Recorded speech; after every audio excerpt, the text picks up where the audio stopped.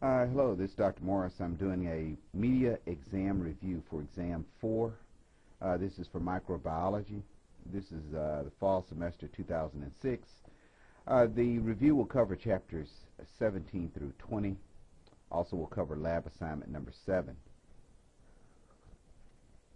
I will start with the laboratory portion of the review. Again, this will cover lab assignment number 7.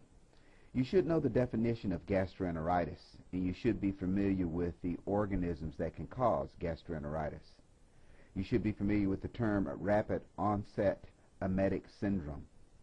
Rapid onset emetic syndrome. You should know the characteristics of this syndrome. You should be familiar with the intervals of onset of signs and symptoms such as nausea and vomiting. At what period of time after exposure would you see nausea, vomiting occur? You should be familiar with the term slow onset diarrheal syndrome. Slow onset diarrheal syndrome. You should be familiar with the characteristics of this syndrome as well. When you would see the onset of signs and symptoms such as diarrhea and abdominal pain. What types of foods or exposures would be associated with slow onset diarrheal syndrome.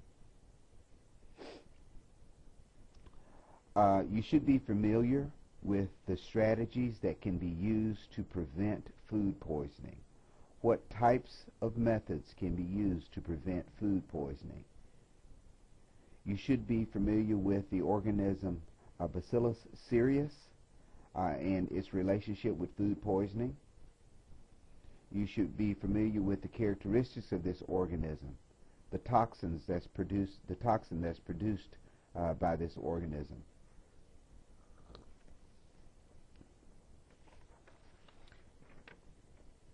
Let's see, you should be familiar with the term emetic food poisoning. Emetic food poisoning. What is an emetic factor? Emetic is spelled E-M-E-T-I-C. What is emetic factors? Specific for foods and the products of these organisms that lead to the emetic food poisoning that we see. You need to be familiar with the term cytopathic effect, and we've discussed this previously in microbiology. You need to be familiar with the changes that you see in the host cells related to cytopathic effect. You need to be able to give me some examples of viruses that are associated with cytopathic effect. Be able to identify a virus that has the greatest cytopathic effect, and that's described in your lab. You need to be able to tell me the techniques that are reliable for detecting a virus that has a cytopathic effect, recognizing that many techniques are not reliable in detecting this virus, but there is a specific technique that can be used to identify cytopathic effect in some viruses. You need to be familiar with the organism Acanthamoeba. Acanthamoeba polyphagia is one of the organisms that was discussed, close relative of the Naegleria fowler virus. Organism. You need to be familiar with the environment that we see this particular organism.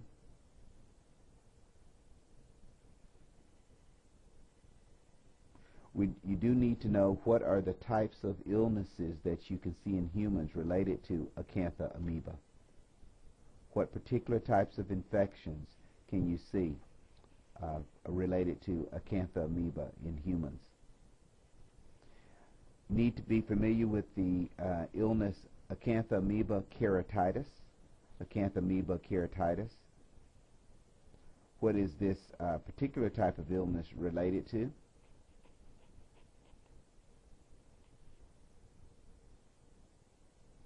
You need to be familiar with Hartmanella. Hartmanella. You need to be familiar with its general characteristics. You need to be able to tell me how this organism moves through its environment. You need to be familiar with the overall characteristics of heart manila, recognizing this is an organism that is capable of encysting, and because it can encysst, it is resistant to many environmental factors. You need to know the general characteristics of this organism, heart manila. Then you need to be familiar with ocular amoebic keratitis. Ocular amoebic keratitis. General characteristics, how this particular organism would be diagnosed in a laboratory. How the particular organism would be diagnosed in a laboratory. This basically covers the information that will be on the laboratory portion of the exam. I'm going to move on to the lecture portion of the exam. You should be able to give me the definition of an antigen. You should be able to give me or be familiar with the definition of an antibody. Again, definition of antigen, definition of antibody. You need to know each of the types of immunities: naturally acquired active immunity, naturally acquired passive immunity, artificially acquired active immunity, and artificially acquired passive immunity.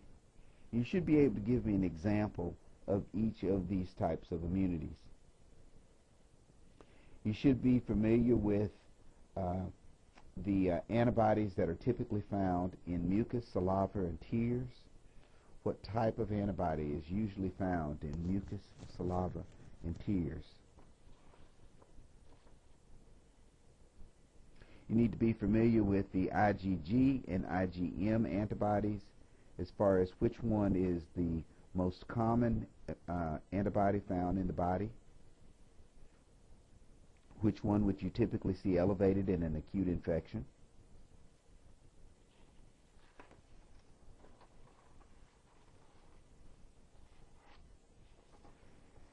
You need to know the type of immunity that would be acquired after a recovery from a mumps infection, the mumps virus. What type of an immunity would you confer after that exposure? What type of immunity would you acquire after receiving a tetanus toxoid injection? And what type of an injection is the tetanus toxoid? What type of injection is the tetanus toxoid? What type of vaccine is the live measles virus? What type of vaccine is the purified protein pertussis vaccine?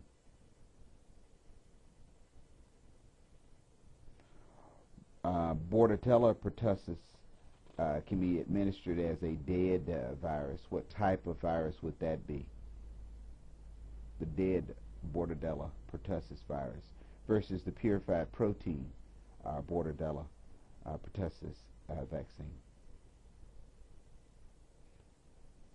I may have already said babies confer immunities from their mother. They're actually passed across the placenta. What type of immunity is that?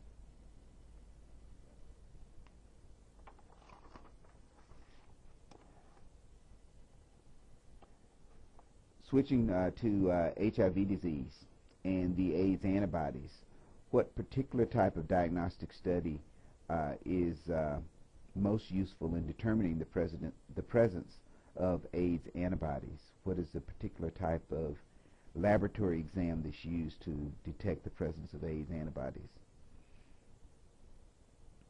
Inactivated tetanus toxin is a particular type of vaccine. What is the name of that type of vaccine? How is it derived? The diagnostic test to determine treponema pallidum. What is the diagnostic test to identify the antibodies against treponema pallidum? What illness is related to treponema pallidum? A blood transfusion can elicit a type of hypersensitivity reaction. What type of hypersensitivity reaction do you see related to transfusion?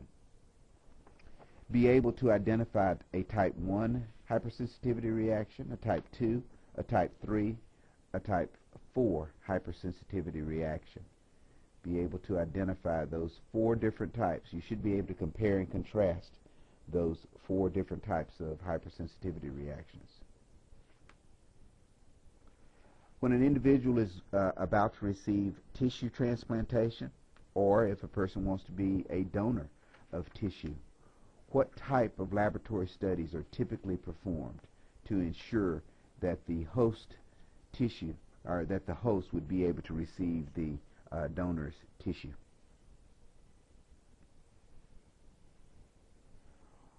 You need to be able to tell me worldwide what's the most common method of transmission for the HIV virus.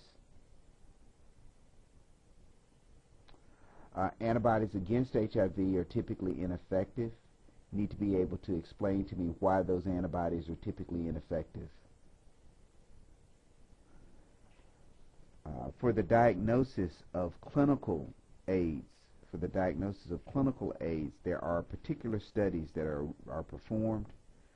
You need to be able to tell me what are the specific studies that are performed to diagnose clinical AIDS.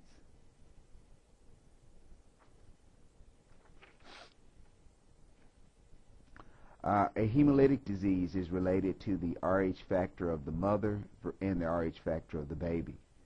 What are the Rh factors that are involved for both the mother and the child in this hemolytic disease?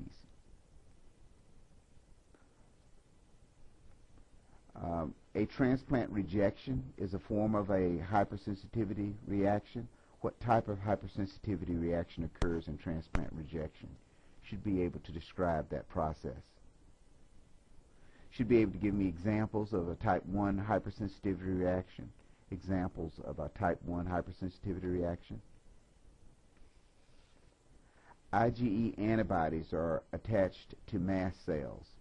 What types of chemical mediators do we see released from mast cells, and what are their effects on host tissue? You should be familiar with the primary drugs that are used to treat tuberculosis.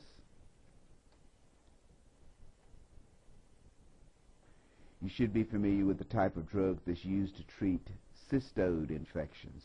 Cystode infections. C-E-S-T-O-D-E-S. Worms.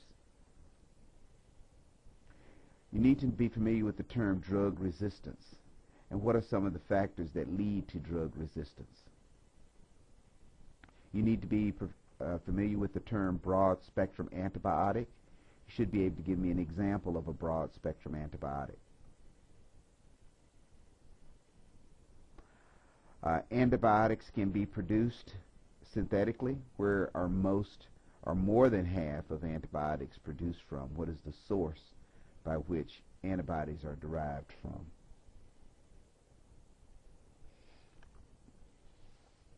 You should be able to tell me what type of agent can be used for gram-negative bacteria.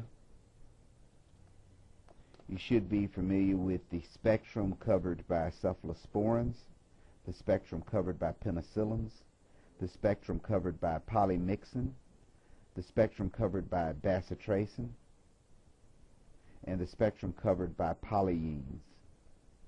What are the spectrums of coverage by each of those antibiotics? You also need to know what types of organisms are usually treated by aminoglycosides, the type of organisms that are treated with cephalosporins, the type of organisms that are treated with griseofulvin and amphotericin B, the types of organisms that are covered by penicillins, and the type of organisms that can be covered by bacitracin. What are the spectrums of each of those drugs? That will cover all the information that will be a part of the examination number 4. Again, it will cover chapters 17 through 20 and lab assignment number 7. Good luck.